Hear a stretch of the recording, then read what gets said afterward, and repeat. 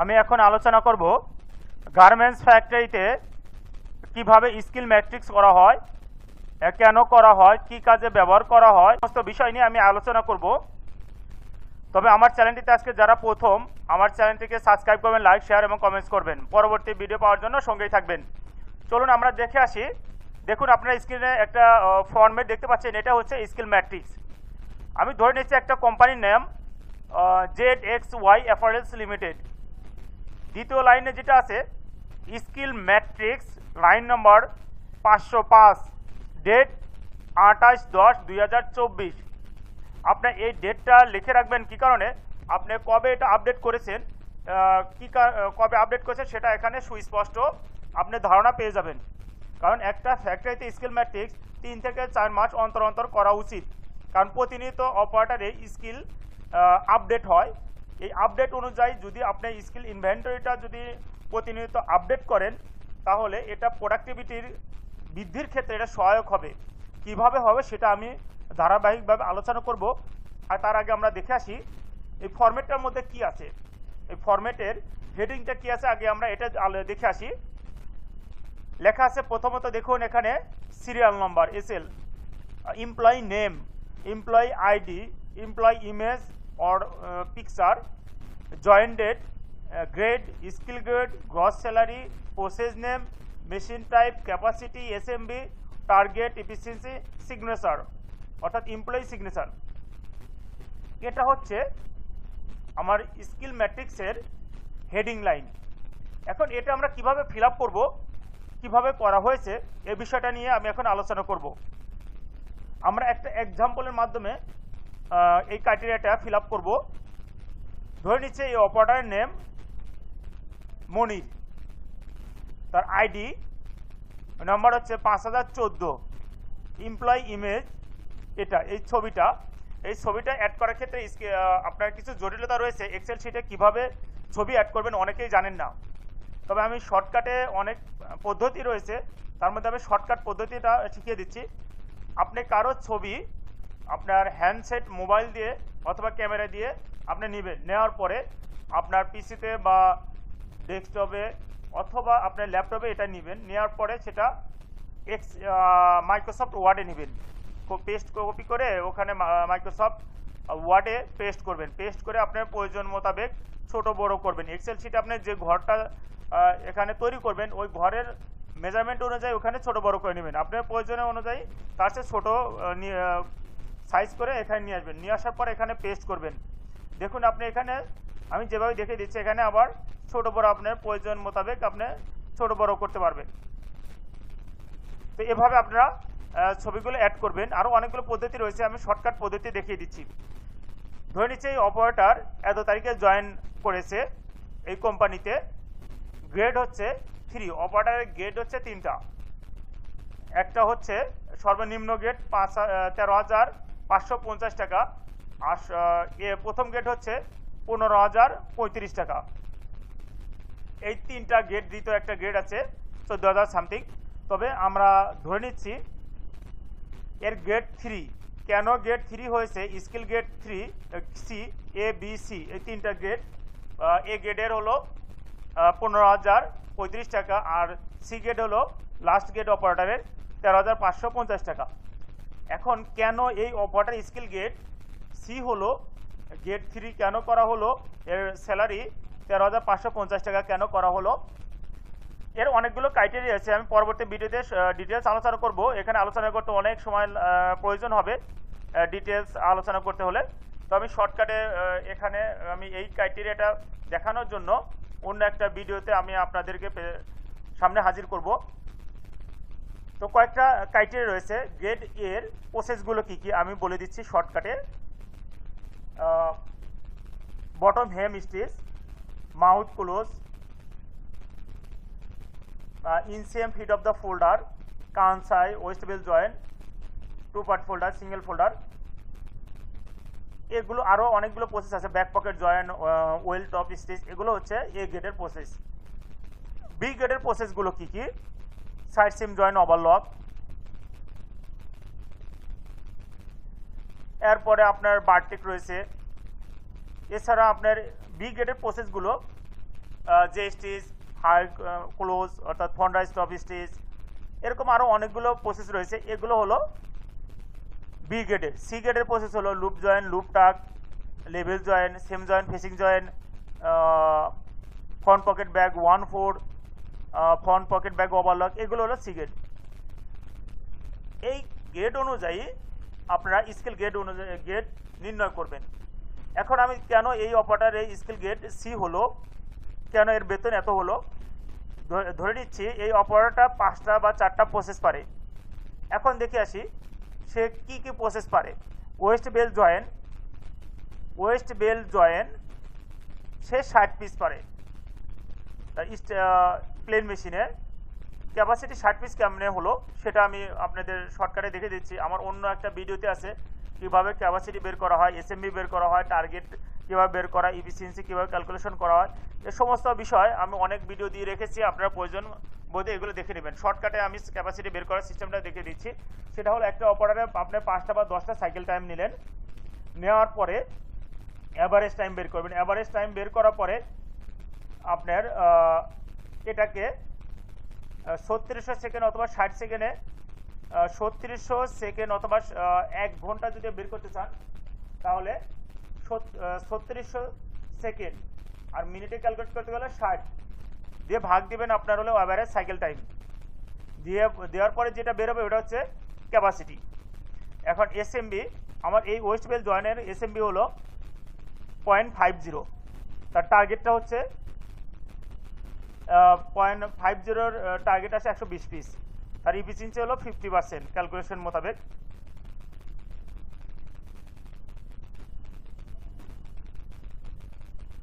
এখন দেখে আসি সে আর কি প্রসেস পারে। Loop make and cut. আমরা প্যান্টের যে ওয়েস্ট বেল দেখি এটার মধ্যে যে লুপ লাগানো থাকে সেই লুপটা সে মেক করে ফ্ল্যাট আপ মেশিনে ফোল্ডারের মাধ্যমে লুপটা মেক করে কেটে দিবে। তার ক্যাপাসিটি 120 পিস। এসএমবি হলো 0.35, টার্গেট আসে হলো 171 পিস, 70% সে ইফিসিয়েন্সিতে তার ইফিসিয়েন্সি হবে। লুপ জয়েন 60 পিস, এটা এসএমবি 0.50, তাহলে 120 পিস, তার 50% ইফিসিয়েন্সি। ইনসেম জয়েন 70 পিস ওভারলক মেশিনে, এখানে 0.40, 150 পিস, ইফিসিয়েন্সি হলো 47%, তার টোটাল ইফিসিয়েন্সি হলো 54%। এখানে আপনার প্রসেস এবং ইফিসিয়েন্সি সমন্বয়ে তার স্কিল গ্রেডটা নির্ণয় করা হয়। তো তার যে স্কিলটা আমরা পেয়েছি, ইফিসিয়েন্সিটা পেয়েছি, যে প্রসেসগুলো রয়েছে সে তার সবগুলো প্রসেসই কিন্তু সি গ্রেডের। একটা আছে ওয়েস্ট বেল জয়েন, সেটা কিন্তু তার ইফিসিয়েন্সি অনেক কম, এটা কিন্তু সি গ্রেডের প্রসেস না, যে কারণে তার ইফিসিয়েন্সি কম হওয়ার কারণে তার স্কিল গ্রেড সি হয়ে গেল। তার স্যালারিটা আমরা নির্ধারণ করব 13,550 টাকা। এভাবে আমরা স্যালারিটা নির্ণয় করি এবং স্কিল গ্রেডটা নির্ণয় করি।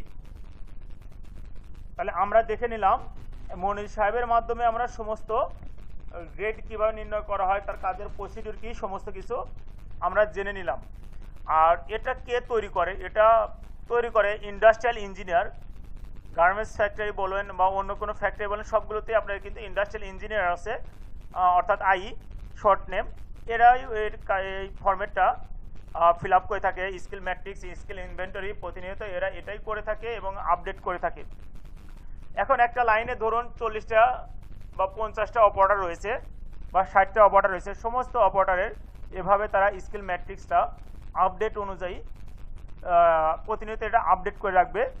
আপডেট করার পরে আপনার লাইনে নির্দিষ্ট স্থানে এটা ঝুলিয়ে রাখবে।